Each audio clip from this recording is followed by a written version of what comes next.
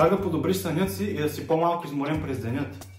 Първо, не ядеш минимум 2 часа храна преди лягане. Яденето на храна непосредствено преди сън или в близките часове води до увеличаване на средната сърдечна честота през цялата нощ, което от своя страна намалява дълбокият сън. Второ, използвай филтър за сина светлина. Сината светлина се отделя от електронните устройства като телефони и телевизори, което от своя страна намалява производството на мелатонин, а мелатонинът е един от най-важните хормони на съня. Трето, температура между 18 и 20 градуса в стаята.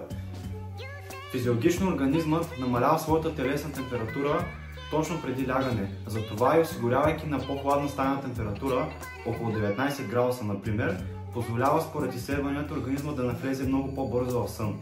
Четвърто, избягване на кофеин, особено на вечерните часове. Кофеинът има около 8 часа полуживот, затова той трябва да бъде избягван да се пие след 4 часа след обяд. За още много полезни съвети последвай ме!